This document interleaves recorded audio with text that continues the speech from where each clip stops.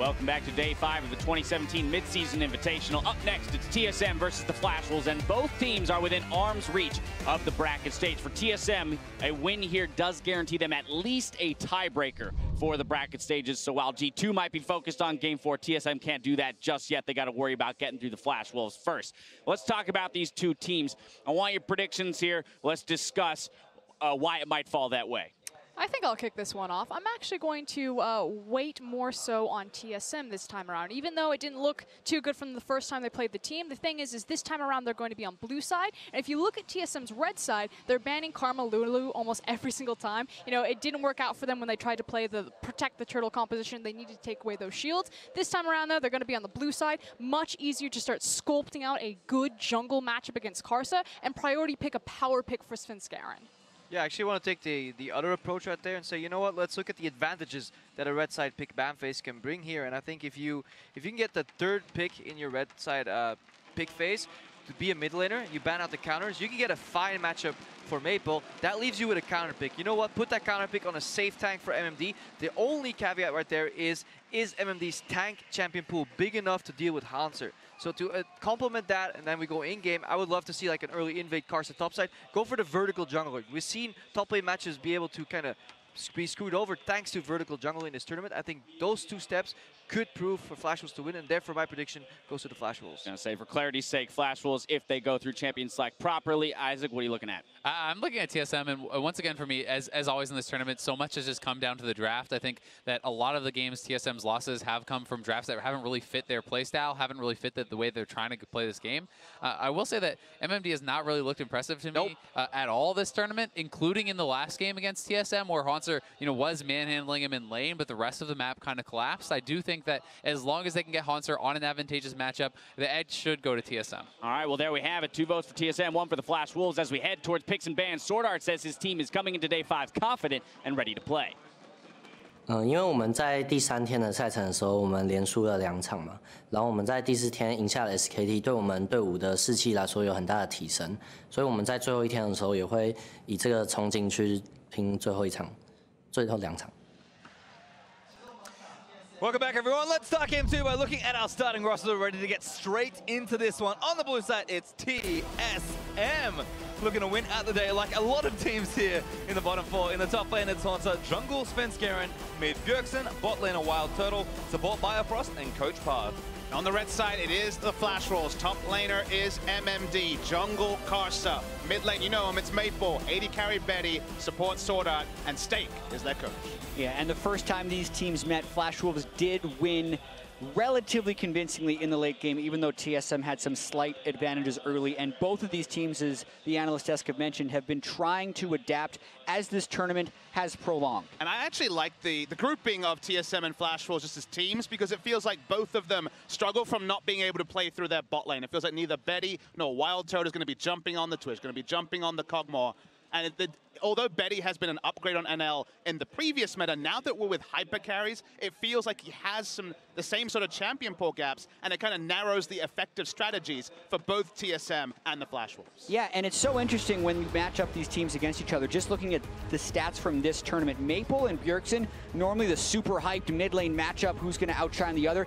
Neither of these guys have actually been performing in team fights. They have the lowest damage per minute and the lowest damage share of any of the other mid laners here at the tournament. So Maple and Bjergsen not necessarily performing at the level you would expect them to. Well, solo lane ban starting off for TSM on the blue side here. LeBlanc and Rumble banned away by them. Flash Wolves starting, I think, where we expect. There's one top lane ban in Kenna, and then Lulu banned away as well. It doesn't feel like Flash Wolves can opt into too many top lane bans. We've seen in yesterday, for example, 40% of all bans were top lane. I feel like if Flash Wolves start opting into top lane bans, the effective champion pool gets so narrow that MMD is just going to end up in one of those unadvantageous matchups. So honestly, they need to stay away from top lane to allow MMD to breathe, because we've already seen ban enough tanks, blind pick Fiora like SKT, and MMD just doesn't have champion pool to deal with those scenarios. Yeah, and I feel like this is interesting because TSM has gotten rid of the Fizz, even though Hanser did have a good game on it. It prevents the flex pick from Flash Wolves later. I think that's what we saw SKT do, yes, and what we're going to see a lot of future teams do.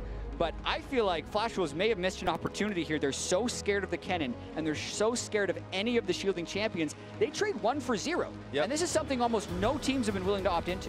Scared of Ivern as well. That's their last ban, and pretty easy first pick karma here for TSM. So we'll see how the Flash Wolves want to respond. This would be quite priority. There's Syndra first pick for the Flash Wolves, and maybe a Lee Sin or some sort of comfort for Castle. Yep, going to take Lee Sin for himself and away from Sven. These two champions actually do both of those things. Yeah, and those are the two champions they had when they played their game against SKT. So I can see why they want that priority so early. It's also 2 of Svenskeren and Bjergsen's best champions. TSM, though, very quick, going with meta picks. Yeah, it's proactivity for the side of Flash Wolves. They want to be the early game focused game and actually find themselves late into the mid game. So I think both these teams kind of play that way. Largely fairly standard meta, and then just try and take over in the mid game. But it feels like Flash Wolves are going to be very happy with this draft. Honestly, the draft from Flash Wolves so far would be ultra standard if they opted into the Ashe. Yeah, and here's another interesting thing. Normally when you see the Syndra, you expect an echo in response, and that can get banned out by Flash Wolves now in the second ban phase. But TSM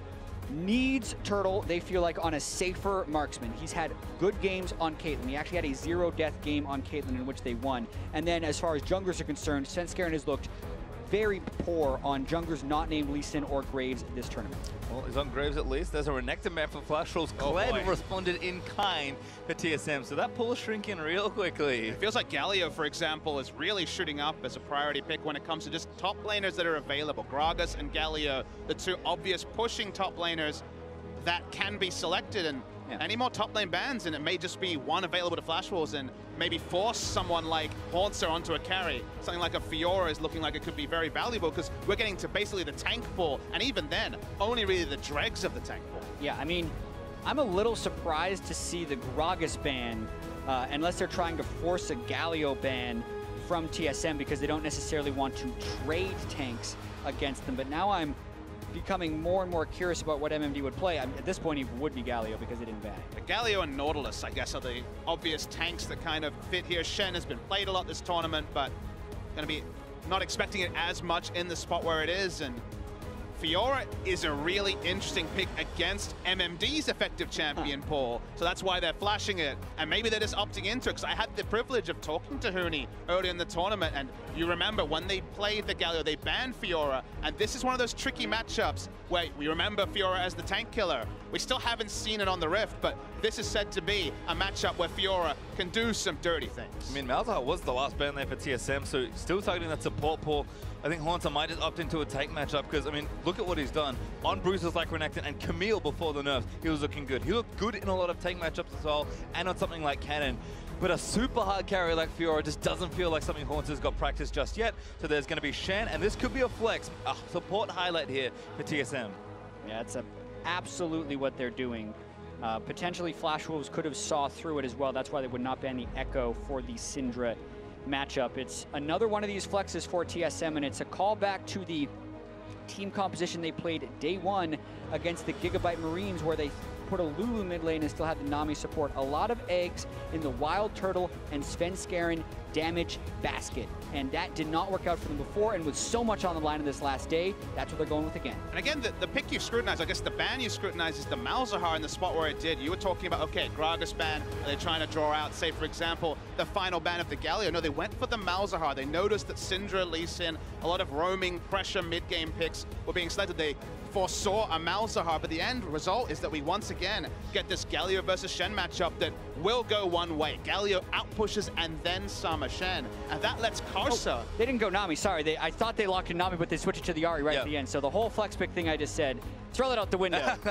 I mean, it is a possibility. Bjergsen's got a famous mid lane karma. I'm sorry. When did they not lock in Nami? All right, they switched it right at the end. They tricked me. I think you looked away seeing the Nami and then they flipped it. I got 2 lost in conversation. You're rattled, Jack. Come on, stand totally by. different story here. Deep breaths. We got this. And think about what we just saw from Faker and his Ahri. And despite struggling in a lane matchup, and I think Bjergsen will also struggle versus Syndra, even though it is a very skillful matchup. Yeah. The amount of things Bjergsen can do, the amount of plays he can make is incredible. That's, I think, why Ahri is such a strong mid laner. But that's a lot of pressure on Bjergsen, who's been having kind of an underwhelming tournament for an otherwise international superstar. I mean, the theory of the Ahri is to again, in a skill matchup, get ahead, and then is a stronger 1-3-1 champion than the Syndra. Try and rotate around the Syndra's inability to hit a side wave as safely as an Ahri. But the theory is there, putting it into practice, and again, a lot of the late game team fight damage needing to come out of Wild Turtle. It's still harkening back to that strategy that TSM struggled with. Yeah, exactly. But the big difference is that Ahri still has side lane presence and can be the second threat, which buys time and doesn't put everything in the Wild Turtle basket. That requires Bjergsen to actually go in and be aggressive and be a distraction, something that I feel like Bjergsen hasn't really done a lot of this tournament. He's done a lot of not being the one to be blamed. He'll sit back in a lot of team fights around full health and not maximize his damage. Oftentimes that's because of the chaos of the game and people getting picked off, but he has to do better for them to make it out of group stage. I mean, the person who I think's really put their body on the line is Svenskeren. Against that Brush will certainly be putting his body on the line. This is incredibly dicey. They're hoping to do some type of cheeky steal, and Hauntzer would have been spotted right there, and they can probably run him down. He's got to be so careful, and he's going back. Yeah, this is the bad time now. Finds MMD, sees 2 more, and now he has to book it. We'll see if he levels something. Does get taunted over by the Galio, exhausted down as well. Hauntzer still trying to run away. The rest of the team's coming there, but Mabel lands a Q. Karsa gets it, and that's first blood. Lee Sin. Letting the Lee Sin get the first blood means that jungle item will come early, and the pain can certainly be felt in other lanes. TSM do use this time, the inevitability of Hauntzer going down, to get some advanced vision. Seem to be making a play on their own, which maybe go unscouted by Flash Wolves. Yeah, you have to criticize TSM for their early game, though. This is the second game where they've suffered a death before minions have spawned. They were trying to make a very aggressive move into that jungle, but you can do that with 5 people, get a ward down, and still have time to make it down to the bottom side, and that would leave them open for wards on the other side, just getting too greedy with their level 1 strats, and again getting punished. Well, see a vision there, at least on the Shred buff, so TSM will have info, but I saw a pretty quick ping for Flash Wolves onto that blue, so I believe they have at least a good idea of what's happening, but Sven for now is going to steal away that blue. Headshot there onto Betty, good poke by Biofrost, keeps coming in onto the Ashe. I mean, we talk about shifts of power here for TSM. This is a game where Hauntzer sacrificed a lot in this draft to get them to this point, and that means Bjergsen and Turtle have more power, which has not been how they've won at this tournament. Yeah, and also Sword Art exhausted Hauntzer for some fairly unknown reason, because maybe they were thinking that he was going to be able to get away after he already skilled Q. That really hurts their laning game. It hurts their ability to all in and only increases the chance that TSM pushes them in early. Turtle getting level 2 and getting the first trades. Little point, we're talking about mid laners who will put their line up, who really will be aggressive. It feels like Perkz has been one of the few this tournament to really try to take over a game from the mid lane position. If you remember his Fizz game earlier in the tournament where he really walked a draft and allowed G2 to get to late game, to allow Sven to get to late game. I think Perkz deserves a lot of compliments in that regard, because especially Maple and Bjergsen, 2 players we know can do that on the international stage, have largely been pretty conservative so far this tournament. You can see Karsa looking for an invade, but he's not going to get this red. Sven able to take it down. Karsa losing the double loss means that he kind of might be a bit lost here. No, looking for a bot lane gank potentially. That's what I thought he was doing. I was hoping to go into the bottom side, but then Wild Turtle and Biofrost immediately fell back. So even though they didn't have a ward, when that type of action happens in the bottom lane, Flash Wolves can only assume that there was a ward somewhere on Karsa. So I'm almost certain that Karsa thinks he was spotted in a ward there. Pinged out also we saw on the minimap. So the 3 buff will come out, everything being equal. So Karsa will have gold, but not necessarily the experience lead, given that Svenskeren was able to get the 3 buff. Well, Hauntzer unfortunately was again the sacrifice. First blood over to Flash Wolves, but Svenskeren feeling good. Level 4 right now, farming pretty efficiently through the jungle, and nice to see some safe play there from the TSM duel, and they played quite aggressive in a lot of the matchups. This one no exception, but kind of knowing they have to play back a bit more, respecting Karsa, and I believe taking up the blast cone as well with some pretty good vision. So totally going to clear this out. Things going to proceed as normal. I mean, Hauntzer will not have priority in top, and we know in standard lanes, we've said it all year, how big pushing lanes are in this meta. To me, it really needs to be Bjergsen actually getting kill pressure onto the Syndra, because if Syndra is able to have kill pressure and push in and potentially take down the Ahri, plus Shen is being pushed in, that's when there's a cavalcade of pressure over to the Flash Wolves, really heaping it onto TSM. So I think a lot of pressure is on Bjergsen, who could have gone for the Karma mid lane, actually going for the Ahri. He needs to make it work. Ow. Definitely ow, and the timing of the stun as well means Bjergsen misses out on the cannon. I would definitely not say Ahri is a counter pick to Syndra whatsoever, matchup, right? but it is something that can be played into the Syndra, so you're willing to do it. Still going to be a difficult game here for Bjergsen. Expecting to take some early losses, I think, but we'll see if Sven can help out. Ari's got incredible gank assist, and Sven should have the damage to back it up, but right now, Maple pushing the lane in, does have a good CS lead, but Sven continuing to counter jungle. His bottom lane is pushing up. A little dangerous with Maple fading towards the right-hand side, but Sven actually looking pretty good on a lot of these early counter jungle attempts. Yeah, he had pretty good counter jungle timing against SKT, even though they got obliterated later in that game. So for all the times that Sven Kaskaren gets caught out in the jungle for what seems like a really bad invade, he does have some good ones, and he's clearly not dissuaded continuing to go for them. I think his level of play has actually increased as the tournament has gone on, as well as first 2 days. Certainly a lot of scrutiny. People were making all sorts of memes and innuendos about Sven being replaced, but I think his last 2 days have been solid.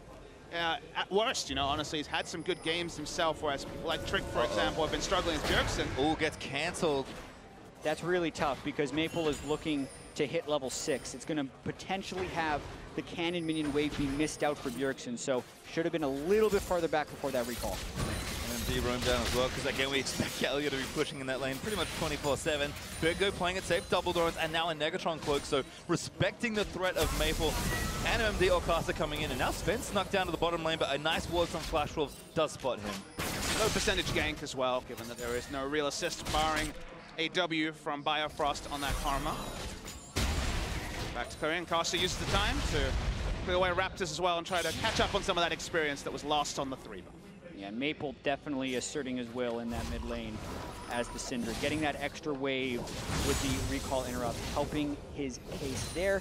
He should have a more favorable back as well because that gold able to complete his lost chapter and then get the Negatron, much better than just an extra Doran's.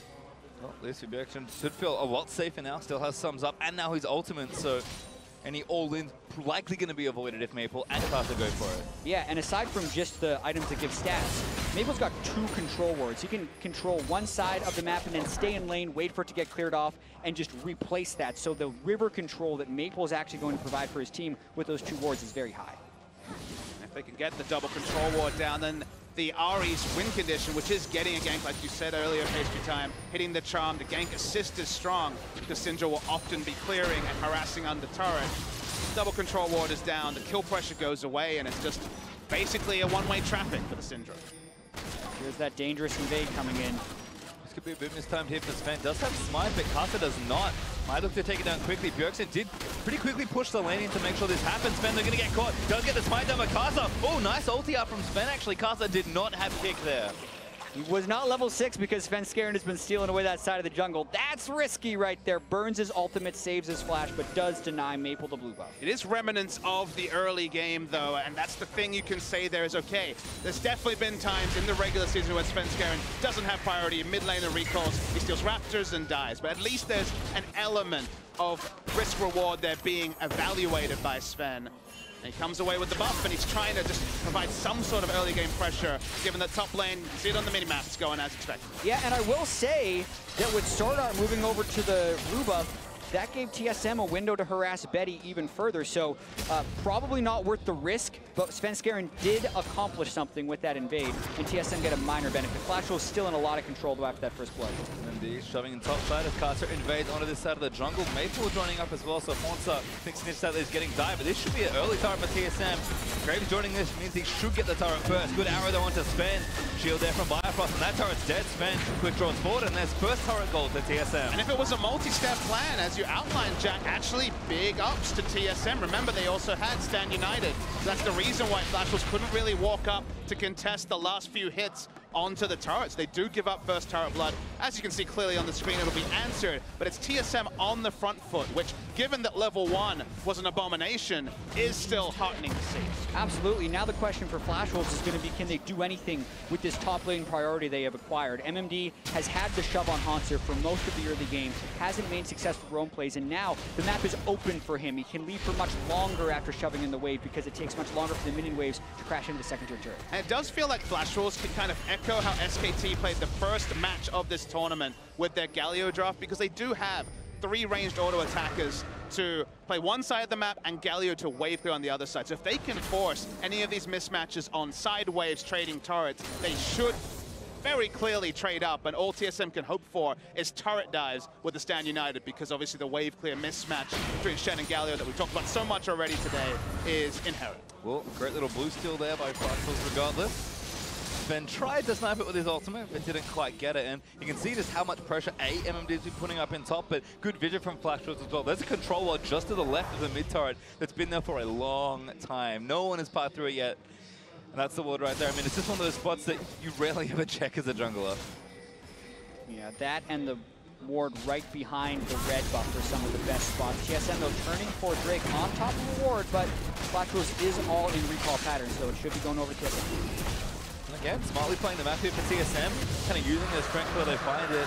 Hauntzer keeping pretty even in CS as well, so that's going well at least as far as the Shen goes. I mean, maybe didn't expect to win bottom lane this time, but Turtle was up 20 CS at one point. It's kind of dipped back down to 10 or 15, but Bjergsen playing safe when he needs to. Now as a Hextech and an extra Ruby Crystal, looks like Proto Belt next, and Turtle laying into Betty Ace in the hole, going to chunk that health all the way down again.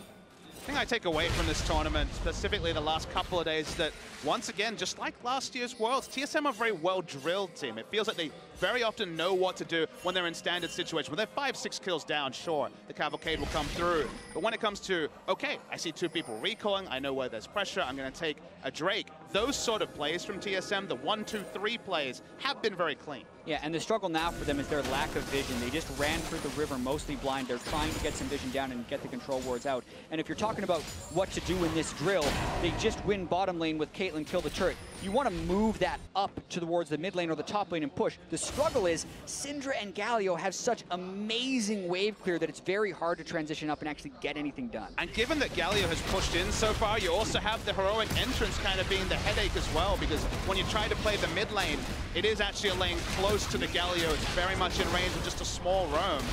But they're going to pick up the Glimpse of the Void as well, and maybe it goes on to the Lee Sin. I'm actually unsure who you give it to here, just because Galio does so much of his work from range. I think the general choice has been Galio, because it's real tough. Sure. This guy's sticking in his side lane, he can roam away. Seen a lot of Galios pick this one up here. And it is funny to see how many Rift Heralds have been picked up here at MSI. But I mean, MMD was already having a good time in this matchup. The CS being even is about all Hauntzer could have asked for. And let's not forget, this tournament is kind of a love letter to the current Glimpse of the Void, because the big changes on the PBE and live now on the patch means it's going to be different mechanics when it comes to next season. So enjoy it while it's here, folks. This is the last hurrah of the Glimpse of the Void.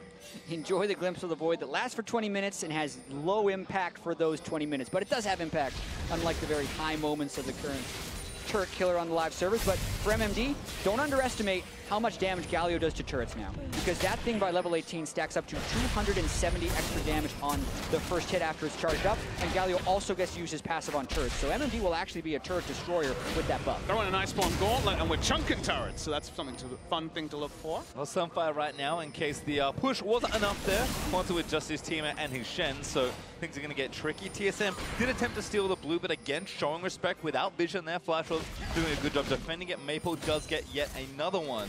So Bjergsen been struggling a bit in the lane, but again, he's also trying to keep that CS up, and maybe we can question some of these lane assignments here for TSM, but Turtle at least is guaranteeing that he gets some farm. I mean, he went Cull here, despite the lead that he's got, and he has boots too and a pickaxe. Like, this man is just trying to get to that late game. Standard as standard can be, it feels like this current phase where TSM would love to creep to the mid lane, take that turret, but Karsh has been covering it, the control wards are down. It's very difficult for that next step, and something like a Cull is a small victory while everything else is drawn out around the map. And I do have to say, if you're going to play passive for the first 15 minutes, Flashwolves is the team to do it against. Flashwolves of all teams have the fewest kills at 15 minutes of any team of the MSI group stage so far. So this game is an example that both these teams have actually had fairly passive early games. Go with the Cull. Oh, that was a sick combo. Bjergsen not going to get stun combo. There's the ultimate out, and Kasa collects the credit. First game-breaking moment of the game, it feels like, is at 14 minutes. They used everything on Bjergsen. We'll see what that means for the mid lane, as also Flashwolves have this priority with the Glimpse of the Void and the Galio on the top lane as well.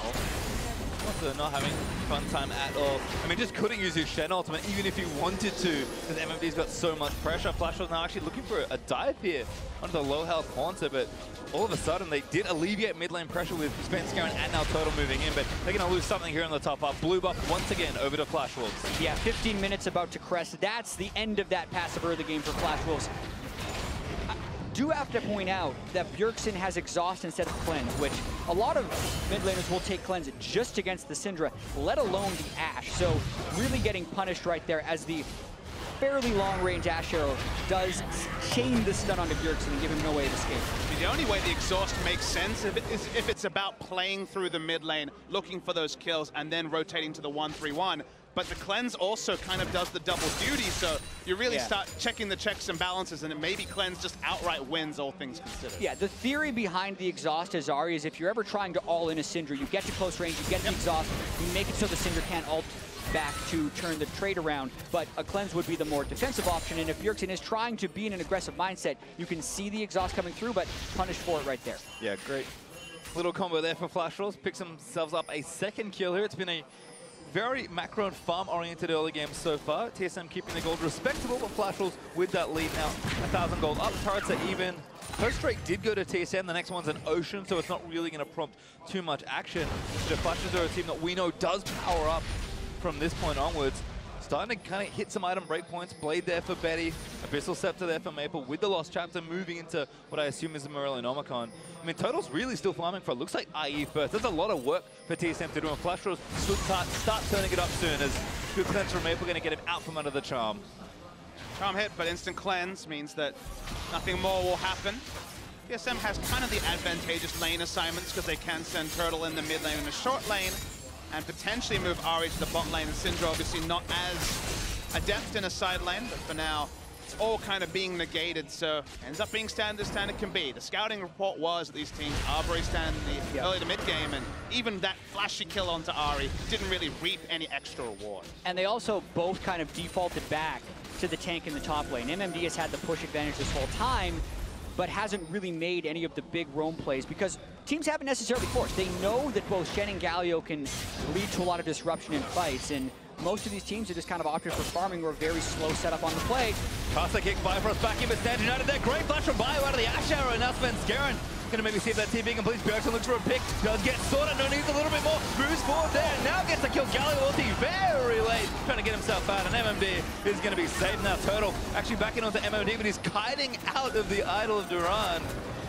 TSM actually get a kill back there. Casa deep in enemy lines, but he'll back away. Really nice turnaround, and specifically sidestepping all the engagement. They could actually pick up the kill and get out. We saw kills traded on both sides. Will TSM actually be able to get an objective? Yeah, every time I've talked about a passive game, they immediately spring to action. MMD goes again. Turtle get a stun, should not be standing at MMD. Starts with a flash on, and Maple finishes it with style. Onsa gonna try and clear this out. Flash was getting good priority, but that should mean that Drake is there. Sven was there, and Turtle just a little too far forward. Still pretty short death timers here, but because the respawns have come through for the Flash Rolls, and because TSM expended so much on that initial kill, Ocean Drake, after the long exchange, goes to Flash Rolls, as you say. On the upside, Jack, at least now we know the trigger word to get the action going, so we'll be judicious. We don't want to overuse it, but at least now we know that talking about passivity gets the action. So, again, it's been very few objectives separating the teams. We will get the replay. It all started up with the attempted insect onto Bifrost.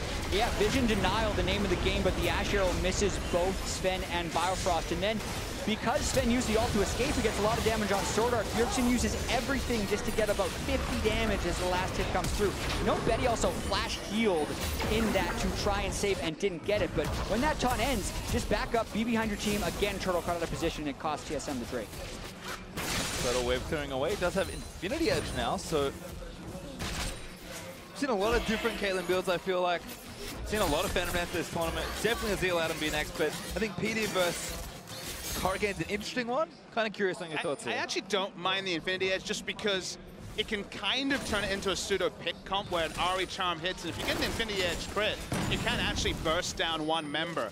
Usually you go the Hurricane, that's kind of the percentage build, but TSM not focusing on the wave control. They do have Graves and Ahri to help, and Karma even that matters. So it does work in certain ways, but you give up other things at the same time. That's the biggest thing. TSM has not been able to siege turrets. If they now immediately run up to turrets, try to wave clear fast and get there, you can criticize for the Hurricane. But right now, wave clear not the priority. Instead, hoping someone steps on a trap and you get that huge Infinity Edge crit.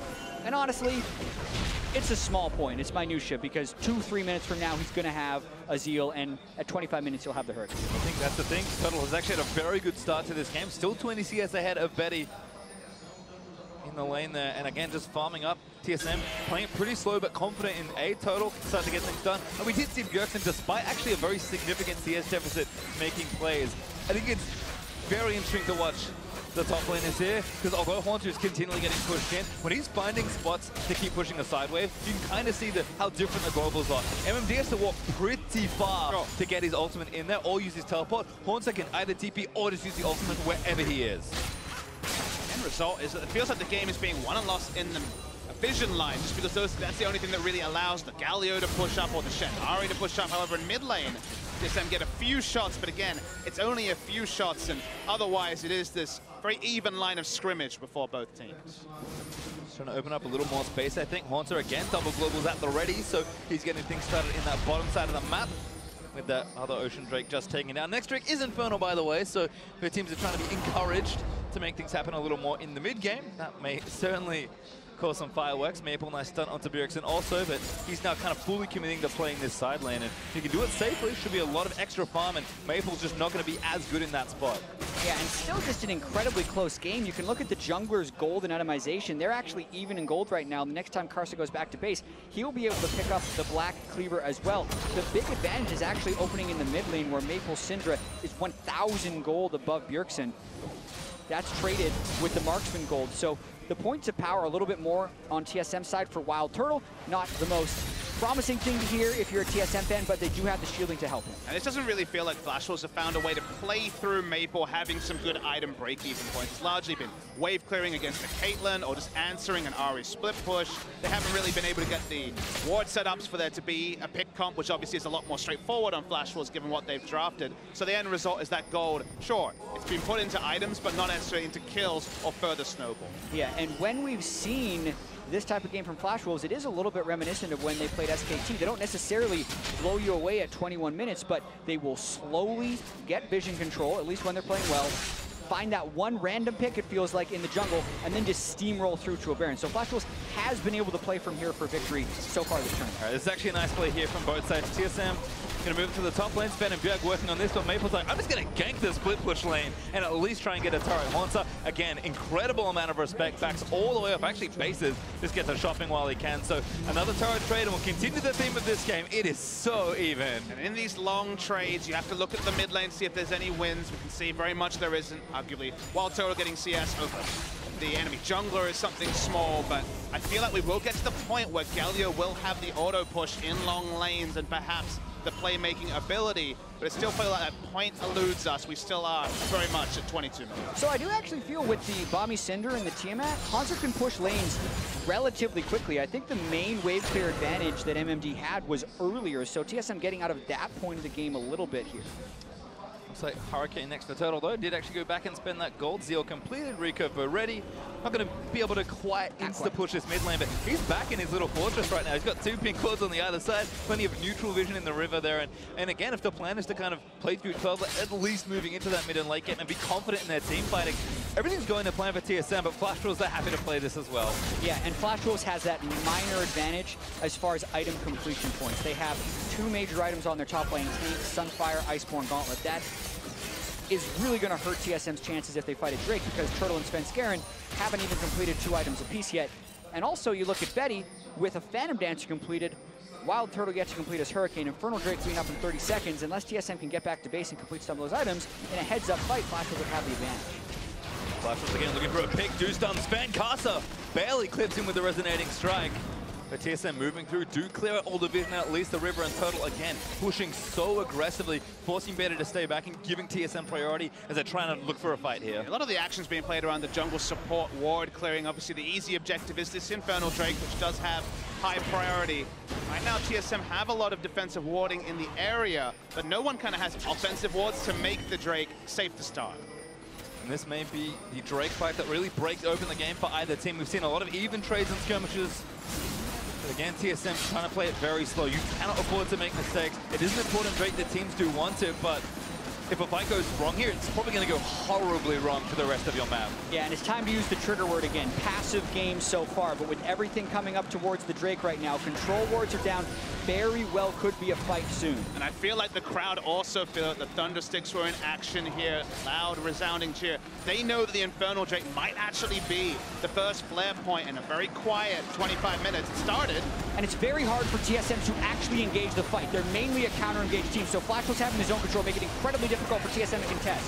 Bjergsen actually looking for a flank. He needs to maybe find a pick onto a carry. They're actually going to go in. Svenskeren looks for it, doesn't get it. Mikasa maybe now caught out of position. He's going to get CC'd up in the Galio ulti. Not quite enough. There's one pick for TSM, but needs to get a little bit more here. MMD forced to flash away. Betty and Sword Up. Maple off, funneled through the choke. There's a good little stun's going to disengage it.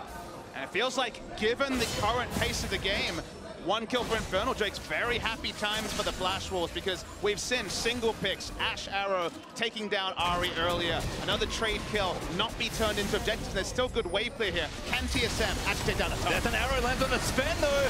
MMD taking a lot of damage. Forward actually top from Horta. They're going to look for the dive, but Galio takes so much damage. MMD's going to live through the onslaught. TSM, little low on health as Maple going to get the ace in the whole tank by Betty, still pushing. The courage of the Colossus shield, so clutch right there for MMD as he lands the top. They're going to try and take this turret down as the TP comes in. Not enough damage. I don't think Bjergsen fishes for a charm on the left-hand side, but doesn't get it. MMD does burn the global to protect the turret. And again, it's somehow an even trade. I said that could be the fight to break it open, but the team's still playing it safe. Catch the replay here. TSM wants a hard commit, but Svenskeren doesn't get the smite off. The play here from MMD, I think, is a little bit sloppy. It feels like the hero's entrance is late and largely going to be just not worth it when the Lucian's already so low in health. And from there, of course, there was no extra objective, so it was just a clean Infernal Drake for a single kill trade. So advantage Flash. Flash was also getting a good counter push off in the mid lane. We got to see a glimpse of the way TSM can maybe start team fights, and it's fairly inelegant. It's an ulting in Ahri with the Shen ult, getting rid of so many of the spells they generally want to protect Turtle as they get to the later and later game. And of course, it's the targeted nerf Shen change, where because you're ulting proactively, you're getting much less shield onto the Ahri if she's the one making the engage, rather than if you're using it more reactively. So it does mean that Shen will join you, it does mean the first CC will come in, but the turnaround onto Ahri is certainly possible from Syndra. Well, Hurricane Turtle's starting to storm through mid lane. He's still ready with the wave clear, and it should be even easier. So Flash Wolves, at some point they either need to force an objective, maybe Baron, maybe the next Infernal Drake that's spawning as well. But a lot of inaction here in this game in some close moments, so still waiting to kind of see what happens. Look, it's a tense game. It's very important in terms of standings, but what we're looking for is the Vision Wars, because it feels like they've been so defensive so far. We're not seeing Maple cast a Sword Art, do their 3-man rolling in and actually make deep plays with Vision. We're not seeing jungle supports necessarily find windows of power. It feels like the best teams control an area, then play around an area. Here it's more defensive lines of scrimmage, and thus just piling on items for late game fights. Haunter could be in trouble here though. MMD looking for the taunt, does snag it. Maple here as well, but Haunter pretty tanky with 2 defensive items. Haunter just going to buy some time for his team. What can TSM done for MMD? Getting aggressed on there by Haunter. There's a good stun from Maple. Great flash show out of the Justice Punch, and Haunter dances around everything. Yeah, being able to get the Syndra ult out for the expense of his flash shows how that split push does alter a little bit. Grasp for Haunter versus Courage for MMD. The extended trades, Haunter actually does drain tank a little bit if they're fighting for a long time. What I'm looking at is what is happening with the other 4 members, because no one's coming down to help Haunter, and yet they're not getting a ward advantage. Karma decided to go for a recall, maybe it was out of wards, I wasn't able to tell. TSM is not trading up in other areas of the map where they have a man advantage. Ton of Baron Vision is about all they got. They might look for a play here though. Chang going to miss for Bjergsen, looking for Maple. Karthik gets Bjergsen back in. 39, but there's the Ash Arrow. Zoff and scared, trying to find out. Let's see the massive answer. Finally makes it in, and there's a Galio ulti by MMD to join the rest of his team. TSM needs to play this carefully as MMD eats a trap. Turtle does have last twist, but he's going to need to shoot a lot of bullets into this Galio to kill him. Unbelievable amount of shields coming through right there. Bifrost also has Mikhail's Crucible completed, so can kind of bail them out a little bit from CC chains, but that was nearly disaster for TSM. We finally see one of these outer turrets go down. 28 minutes. Feels like I'm back in 2015, Azir vs. Seraph days with the mid lane turrets never dying. Flash Wolves, though, will start clearing vision around the Baron. Yeah, so many cooldowns were burned right there, so Flash Wolves can get the vision. That's the difference sometimes between Flash Wolves and other teams, is when they get a small edge, they gain vision off of it. So risky with TSM counter pushing that mid lane, looking to bust it open. Bjergsen back with full health. Both teams still waiting on some cooldowns here, but Flash Wolves just retake Baron vision, and I think that's about it. TSM going to go back to those lane assignments. Haunter already back down towards the bottom lane. And getting the mid lane turret for TSM finally allows the Ahri to go for the 1-3-1 that we alluded to, that we expected. Gives you so much more inherent vision with your minions pushing in, but it's just been the stalemate, and depends who's going to be picking up the CS. Earlier it was Caitlyn, this time it's Betty on the side, so they're just trading farm, and this may be one of those games where, because of inaction, because we're not seeing counter plays when we actually see some rare action, it might just be a 50-minute team fight where the death timers mean that another team fight win and the game's over. Well, Haunter, I think, gaining traction in this lane, if nothing else. We saw Maple already go down there, try and get a kill, which was not successful. I mean, we definitely saw TSM not do too much other than get Baron vision, I believe, but that play happens again, especially if the map's a little more open, and TSM might have that avenue to try and win as well. It is at least impressive to see Haunter actually moving the side lanes up rather than just kind of making them neutral.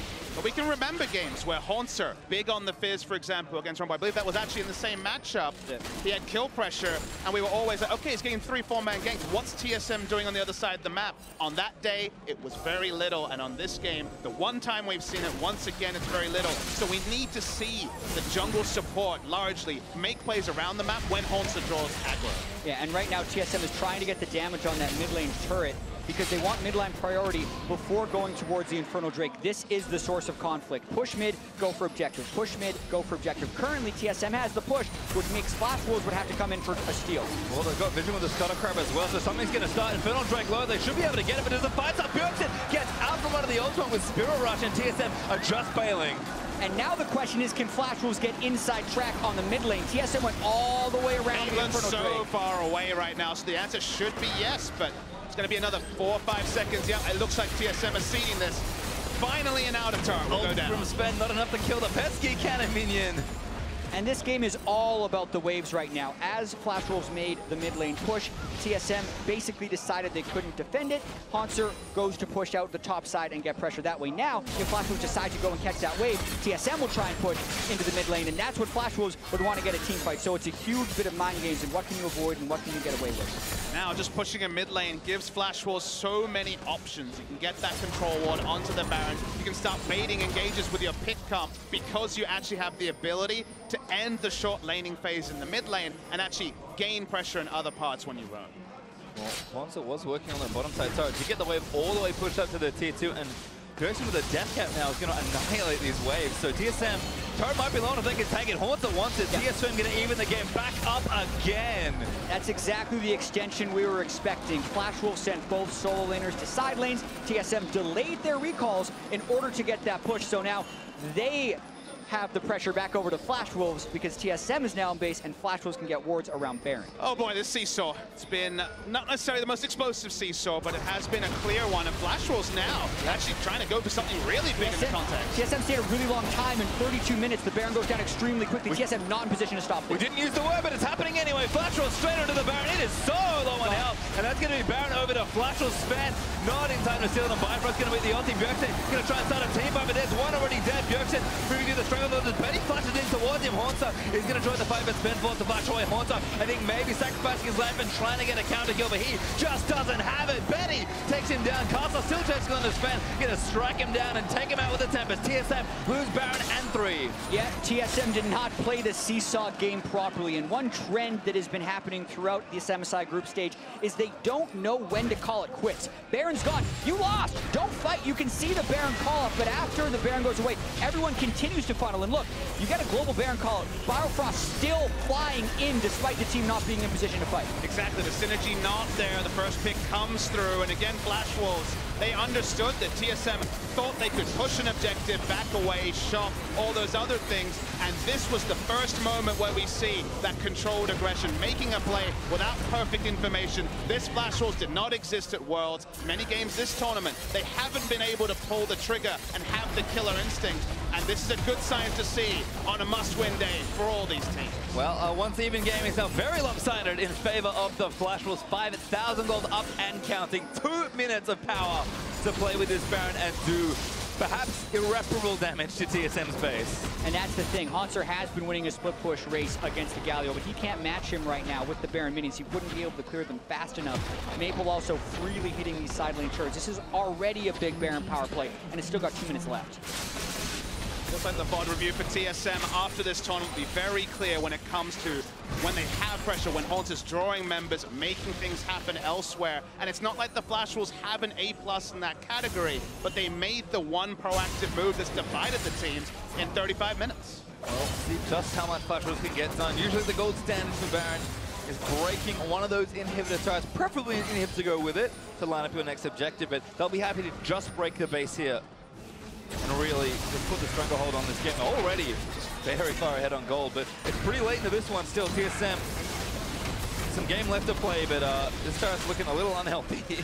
And what Flash Wolves want here is for Karsa, Maple, or Betty to find the right target. Because of the Mikhails, it's difficult to just do it off an Ash Arrow, which is why they either need to chain stuns into a priority target or have Karsa go in and make a kickback. If they do that, they potentially win off that play. Bjergsen goes in. We're going to make a really big play there. Actually now goes back into the Betty's down. He's going to find that kill. Now Maple wants to flash out of the way. Good kick from Karsa into the grasping roots, but he is in the hole. Trunks one down. Turtle flashing in for Sword and is going to get it with 2 crits to the back. Sometimes the Hail Mary is exactly what you need in TSM. The second time this game, put the shield on Bjergsen. He'll make a play, and he did it. And that's the danger as Flash Wolves when you are trying to really punish with that Baron and get Baron empowered minions in every wave.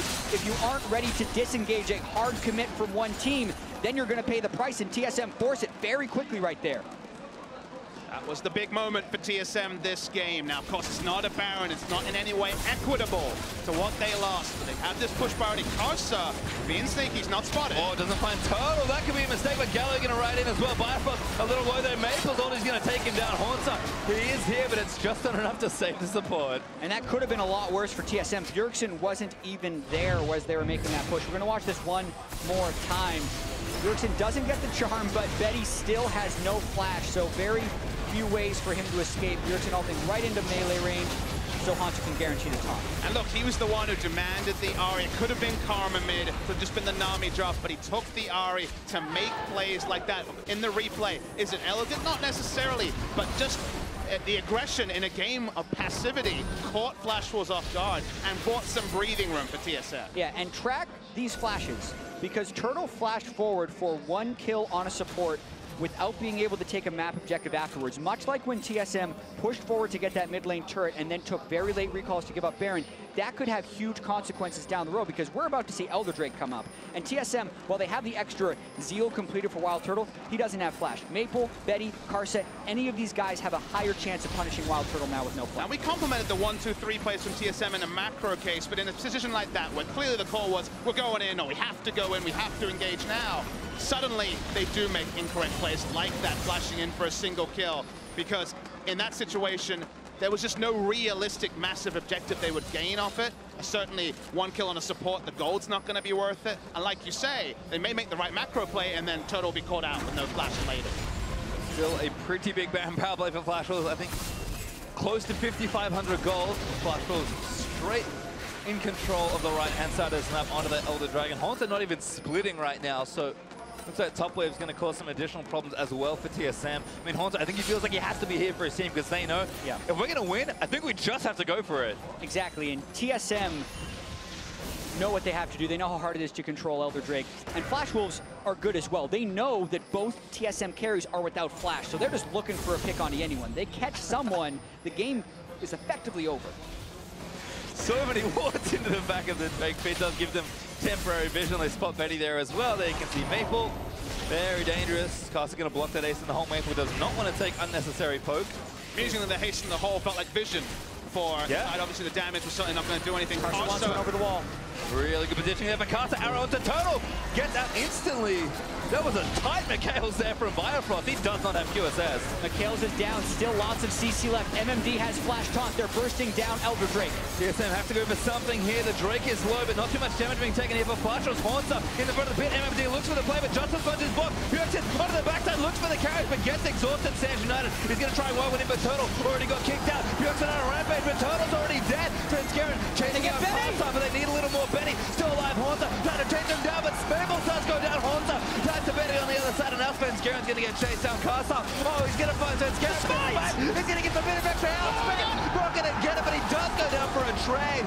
4 for 3. Flash was barely ahead. So fitting for this game that it ends up a 4 for 3. It looked like a 3 for 3 on first glance. Bjergsen dancing around in what was a very extended fight. You expect there to be a lot less items for the first big fight of the game, but we're already 40 minutes in. And Betty did an exceptional amount of damage towards the end of this fight, but watching it again, the initiation doesn't actually stick for Flash Wolves. Bjergsen ends up getting a lot of damage as he goes in initially, but watch Wild Turtle, no flash. Karsa kicks him back. He's dead. No chance in that fight, but Bjergsen still does damage along the backside, and now they're two-manning that Baron Nashor because no one can take down Bet at the end of the fight. Watch Hunter try, but Betty kites him back. It felt a lot like they were just trying to pad a fight. They thought they'd want it after picking up Ash Bjergsen. To go for it, they go for redemption. He's going to look for it. Tries to steal it. Oh my God! He steals the Elder Dragon! Team solo mid gets it through their mid laner. He does it in big style. Bjergsen this game strapped his team on his back on the Ahri, going for those big Shannon plays, and my goodness, he did it again. And that's just one of those moments. Flash Wolves have two people that can take down the Elder Drake. Neither of them have sweepers. Neither of them have smite. Biofrost throws in the redemption. Bjergsen gets it with the steal and can all right back out. But it's hard to criticize Flash Wolves when a play around Baron was made in a similar tenure and got them a big lead. This time, they feel like they're caught with their pants down. These are the trades you make when you try to make an educated game. Play the game on the razor's edge, and credit to Bjergsen, he made it work. And track the cooldowns. Flashes back up for the TSM carries, not up for Betty. So this time, if Haunter can get a taunt, Betty can go down very early. So the tides have shifted, especially with the Elder Drake buff. I mean, Haunter especially, he was already getting a lot of work done in a side lane. Everybody's going to struggle to fight him for the next few minutes as TSM positioning for this Baron. A ton of wards just hanging out through the left side of that pit. And Haunter's getting real pressure now. I like the itemization from MMD going for the Knight's Vow. I feel like it's been underbought this tournament when we've actually had a relatively large amount of tech top laners, so no GA for MMD, but you know, if he dies through all this armor, then certainly the GA is not going to be a big factor. So we'll see if Betty having a little bit of damage reduction will at least be something. Yeah, 432 armor for MMD right now, and it's not Bjergsen who's hitting him, so only the damage dealers that are getting to him are physical. They're rushing this Baron down. It gets warded. No control ward on the Baron there from TSM, so you would have to imagine they were only starting it to turn. I see you shake your head, Jack. They don't have space for control ward. That's a good point. They've Cloth decided armors. to build all these cloth armors, and the argument is probably not worth it, but at the same time, if they're ending a fight at very low health, you can make that argument. They're not going for Vision Denial right now, that's for sure. Had sweepers that didn't get deep enough into the back of the pit, was afraid of maybe Flash was being behind it, so now they'll get advantage over the Baron as many snapshots are snapped, and they're going for a Flash will do a lot of damage. Seen this before. TSM's going to try and rush in.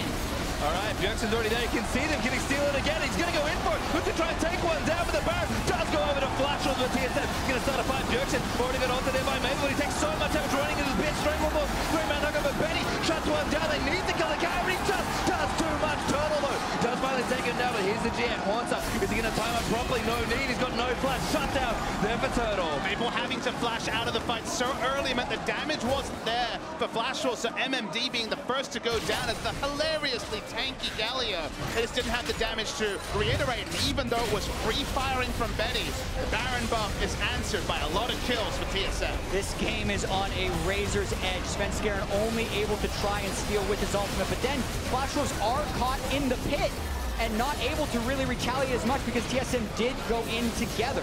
Now, if they had the flash on Ashe that we talked about quite a few times, both flash out the back, you maybe get 4 Baron buffs, one person has to die, one single tier, and you end up ahead, but giving up quite a lot in that scenario because they made the bold play. Once again, getting the Baron with the bold play, but definitely picking up some casualties as well. Well, unfortunately for them, dying just kind of decreases the overall Baron duration. Only 2 minutes 20, and Flashwolves still aren't out on this map getting things started. The longer TSM can delay, the better it is for them. And we're almost 45 minutes in this game. We're at a coin flip teamfight status very soon. And it's definitely been a coin flip kind of game. It's been two teams playing very similar game plans with not a lot to separate them. It's one of those games primed for an MSI moment, primed for something that will be remembered for a long time. There are stars on both lineups that have made massive outplays before. Will it be Karsa with a kick flash? It feels like one carry going down. This late in the game might be decided by that single outplay. Absolutely, and that's why we're seeing stuff like Guardian Angel trying to come together on the tanks.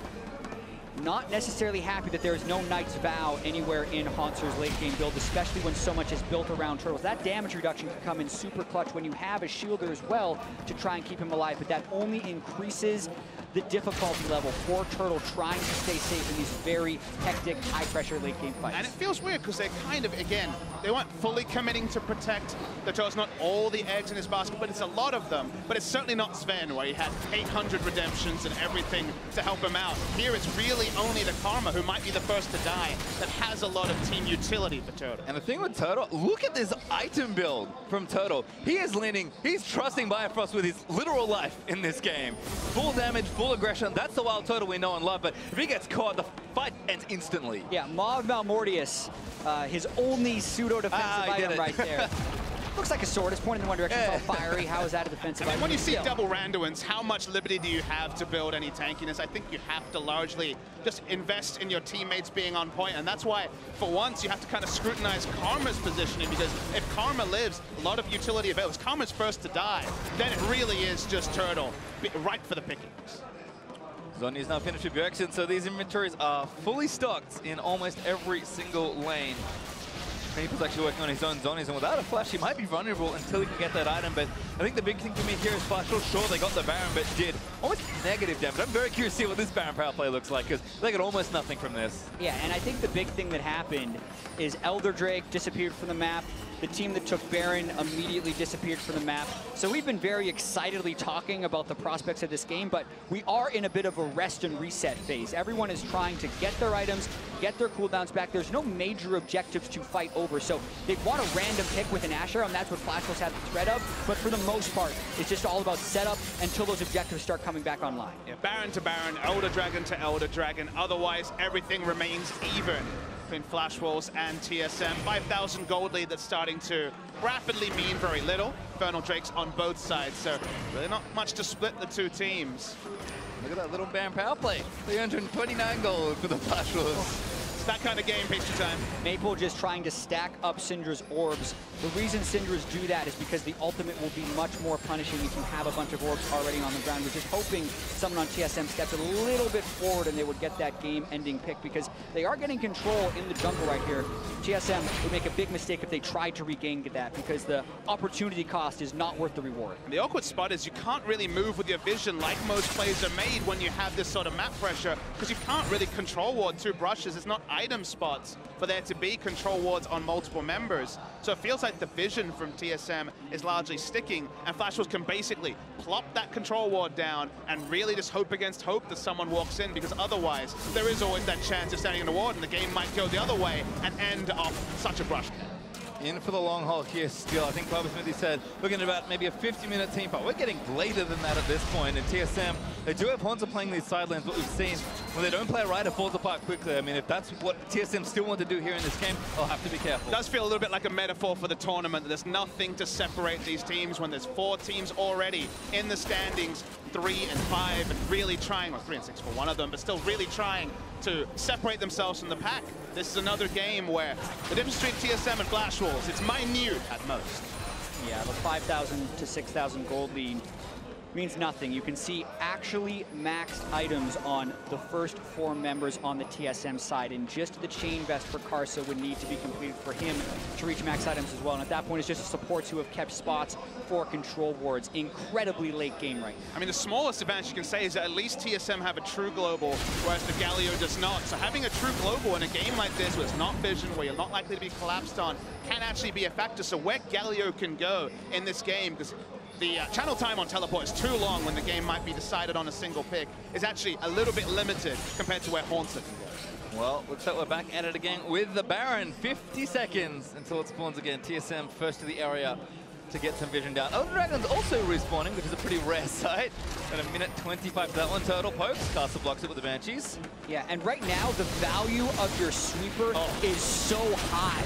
Notice how Bjergsen switched over to a third sweeper. So TSM is making a bet here that the blue ward would be less effective than being able to sweep. So that means they have to get position early. If they give up condition, they don't have a way of getting it back. From Landscott to get shot. There's actually a lot of damage already. Does Flash and Sleep got away, but now Bjergsen moving forward, trying to find another pick. This could mean TSM onto Baron if it's not for He takes so much damage. She gets down already. Fitzgerald isolating Sorta on the right. Redemption going to reset. Everybody's dead. TSM in a 5v4 now. Single charm onto Karsa won the pressure game for TSM. They could turn onto Baron very confidently. Karsa's recalled. TSM for now, though, aren't forcing anything. Yeah, that's when TSM had to make the pick, though, because they had no way of getting vision back if they concede that territory. The vision denial for now pays off, but they don't make a play right off it. They had a window. Karsa was super low, and they'd had the kill, but they decide to play it safe. Getting a pick like that at 48 minutes and not getting anything. Of course, no space in inventories for wards, but not even pushing up with the Sightstone to get wards down is unbelievable, honestly. Hugely disappointing. They go catch wave in the bottom lane. They go back up. Still 30 seconds with MMD, but Karsa, Banshees bail up. Going to be trying to look for a steal, and the controller's not deep enough. It doesn't see the ward. No sweepers out, so we could be in 50-50 territory. Karsa gonna line it up. There's the first Q. No flash for Karsa. He needs to do this. So TSM wait it out, very patient here. The tournament could be decided on this. Bergson looking at this as well. Honto actually going to block it out. It's the top 13. Oh no! Maple stole the Baron! Svensgaard just didn't use the smite. So much wrong about what TSM did right there. Biofrost needs to ward deeper in the pit, and also, we've seen a lot of teams try and evolve the way they do Baron. You keep it at about 2,000 health, and then you arbitrarily pick a time to burst. They don't do that. It's down at around 1,000. Now, they just keep going, but now it's a 5v5. This is a panic move by TSM. They're trying to fight their way out. Ninja can't be there, though. There's limited members here for Flash Wolves. They can see him now. They need to make a play with the Elder Drake. MMD caught a little out of position. Betsy's so aggressive. Flash Wolves just trying to make time for Maple and cut them off. They're trying to get turrets right now. I mean, Maple's got a free push in the bottom side. Flash Wolves can't actually fight them. They're trying to at least open up an inhibitor. Running back in, Maple should be able to get this, but I don't think you can get the in-hit. TSM very defensive, but they didn't have the vision this late into the game. 51 minutes, inventories are stocked. Maple backs off. He actually didn't even get the... Oh, he did barely get the turret in top lane as it falls. Smart from Flash Wolves. No reason for them to keep contesting. They back away and respect TSM. But as you say, Jet, a lot of mistakes here. Watch this. The W kills it. 11. That true damage from Syndra's W at max rank. Crap. Wow. That's just insane stuff. I guess I can't blame them for missing it, but that sucks for TSM. What a great steal by Maple as Flash Wolves with a brutal looking siege. But again, Flash Wolves would not have been able to do that if Biofrost control wards deeper in the pit, where it would actually matter. And they can't double control ward because there's only one control ward slot on the team. So they have to get it right in that scenario. And that misplay, which we've seen before in this tournament, again, this game is so central to both teams' chances of making top 4. And now it's all about trying to get an initiation onto Flash Wolves. Big play, Bjergsen taking damage, but he's on his through. Haun's going to redrum, but MMD with a defensive ultimate. Actually taking a lot of damage. Flash Wolves to Maple, goes down to Haun's and TSM gonna fight their way out of the Baron down. Flash Wolves ready. Ace in the hole, does get the kill. Carries down for Flash Wolves. MMD on the Haun's, but he's dead.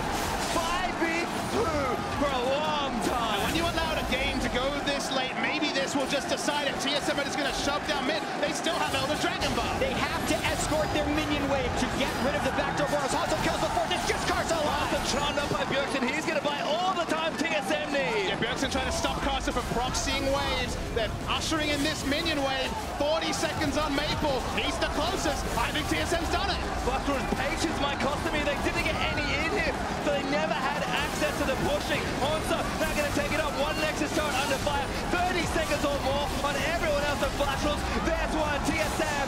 We're going to turn the trick again. Bjergsen finishes the ace, and TSM will keep their dreams alive. A 50-minute game.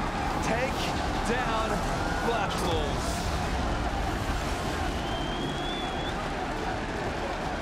And we have to take a moment to catch our breaths after that ending because it was so much back and forth and back and forth the entire game. And it's a sort of situation now where in the end, TSM make the larger errors, but because we're at 52 minutes, they make the picks, they get the kills, they end the game. And you might say, okay, what does this mean for these two teams going forward? It's about getting top 4, and then you actually have the latitude of 4 days to watch VODs and actually make it through the bracket stage and not 4 days to watch VODs while you're back home. Yeah, I would say TSM had the macro plays wrong, but the team fights right. Agreed. Every time they needed to get the Shen-Ahri combo to start a fight, they were able to, and that was what decided it in the end. And we came back to the old point of what's Flash Wolves team fighting in the late game like. Again, you could scrutinize the fact that they lost their first game of the regular season, won 28 in a row, and then dropped a single game to AHQ. There was some late games, but there wasn't that many for the Flash Wolves over the course of the LMS, and it did feel like when the fights needed to be won, it was TSM. I'd like to officially welcome Bjergsen and Hansa into the tournament, because I feel like that is one of the first times this event where you have seen both the carriers of TSM show up. You could see it in Bjergsen with that Drake 2, you could see it in Hansa there with that taunt to try and end the game. It's not pretty, but you have to dig deep and play with heart, and that's exactly what the carries did. Yeah, it was just such a back and forth game, and you have to be mentally tough throughout those games. 2 Barons going over to the Flash Wolves throughout the course of that game. 2 Elder Dragons going over to TSM through the course of that game. Elder Dragon steal by Bjergsen, Baron steal by Maple. They were trading punches, but it's TSM who comes off the top in the end. Well, certainly a long one. TSM have somehow started their day with a win. Josh and the gang are standing by to tell us a bit more. Thank you very much, Pastry Time. That was stressful to watch. I can only imagine how stressful it was to play. Great for me to watch. Oh, please. Well, as an NA caster, I was like, I knew they had it all along. Fantastic ending, and at least collectively as a desk, we were right in our predictions. 2-1, the average is still for TSM, so I think we're doing quite okay. I think you're doing great, Krepo. Do you feel good about the prediction, though, even if you get it right in that situation? I mean, not really, because I think it's. First of all, you know, I thought that they would win in a very different way if they were going to win, right? I thought it was going to be much more about Hauntzer. They did, like, I didn't like TSM's draft in particular. I thought that there was a lot of kind of strange choices there. But you don't have to play a carry to carry. And Hauntzer, for me, he carried that last fight super well. And let's go ahead and take a look at that final fight then. The Acer-deserving replay that ends the game for TSM in victory. Spotlight on Hauntzer, as you mentioned here in this final fight. Krepo, take it away. I mean, it's just, this is the turning point. Flash Wolves, they stalled and stalled and stalled. They weren't efficient. Things just to watch for in this fight is how he finds Maple here. His next taunt, I believe, is going to block the Galio, and then it wasn't really shown during the game, but then suddenly he finds another pick deep while the rest of TSM is protecting the minion wave. And there's really no way for Maple to actually react to that at all because it's a taunt flash. He even taunts away from Maple and then flashes towards him, so there's no chance that he can react, and plays like that can really turn a game. And you know, I will toot my own horn a little bit here. Yes, I thought that the draft would be sculpted, like the victory would come out because they'd be able to control Karsa, but ultimately it did hinge on the fact that Hauntzer and Turtle and Biofrost were actually just better in side lanes than Flash Wolves, and that's ultimately what won them this game. The fact that their side lanes were stronger than MMD and Betty. Well, let's go ahead and pull up that pick ban and take another look at it just so people can have a reminder of where this game started to begin with. As was mentioned, we have the Galio going over after a Syndra blind pick in the first rotation for the Flash Wolves. A lot of people were looking at the Echo. Where was it? It didn't come out. Ahri is the pick for Bjergsen. Yeah, and it was really strange. I do want to kind of highlight this Galio pick because we were talking about it beforehand that it looked like a flex Galio. You know, the gauntlet has been thrown effectively. Like the Fiora is open, Hauntzer. You can take it, but if you do take it, Galio can flex into that support position, and maybe we have something that can deal with you in the top lane. But I think you actually go for that. I'm actually really surprised that Hauntzer pulled his punch and went for the Shin. It worked out, but it was very scary. Yeah, I mean, I definitely am in agreement. I feel like that would have been a nice way to go, but at the same time, you know, just because we think that they should maybe play around Hauntzer in this game, they were obviously focusing the draft more around playing around Bjergsen. You draft Shen, that synergizes so incredibly well with the Ahri. He can go very aggressively forward in a lot of these fights, and they did find success through that combo. So, you know, they were obviously looking for a different direction, and in the end, it did work out. Yeah, drafting a little bit around Wild Turtle and Bjergsen, it looked like Flash Wolves recognized that, went mid lane plenty of times. Krepo, I know you really enjoyed watching the layering of CC and the communication that must have been there from the Flash Wolves in order to execute some of these kills onto Bjergsen. We'll take a look at a couple. Yeah, definitely. I think we all enjoyed it right here. Just this QE that's going to come out from Maple, and then the arrow seemingly out of nowhere comes flying in. But it also highlights the fact that if this 4-1 composition from Flash Wolves doesn't do exactly this against a very mobile Bjergsen, they will start suffering later on.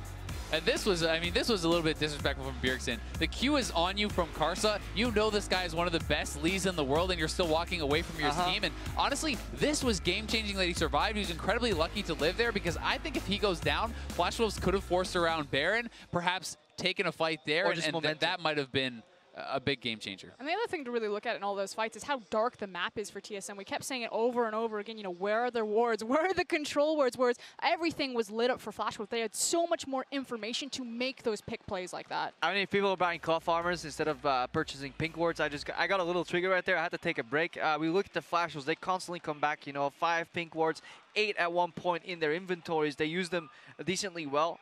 Still props to TSM for stalling, but a few key objectives did fall to the Flash Wolves because of the lack of vision. Exactly. So let's go ahead and take a look at that first Baron that Flash Wolves were able to pick up. I mean, this is off of TSM seeing them clear the ward in the pit. Yeah, and I mean, a lot of it was TSM having some pretty bad base timers, and then after they realized the Baron is already gone, they still decided to fight. Yeah, I was just really going to echo that sentiment of not staggering their backs. So it's really disrespectful from TSM. You know what?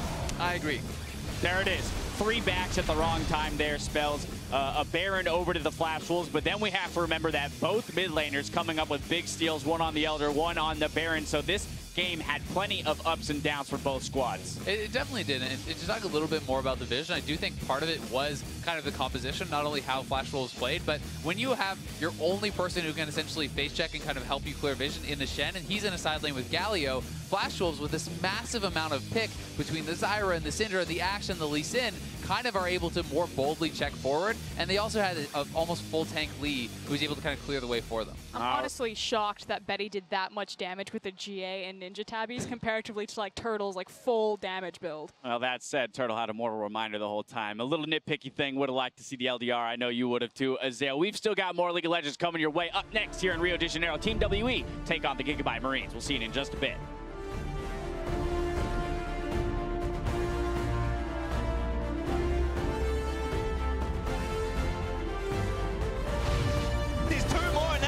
Book it.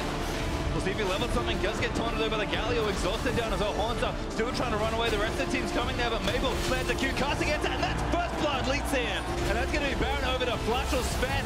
Not in time to steal on Bifrost. Going to be the ulti. Bjergsen going to try and start a team fight, but there's one already dead. Bjergsen moving to the struggle of the Betty flashes in towards him. Haunter is going to join the fight, but spend force to Flash away. Haunter, I think maybe sacrificing his life and trying to get a counter kill, but he just doesn't have it. To go for it, they go for it. Definitely he's going to look for it. Tries to steal it. Oh my god! He steals the Elder Dragon!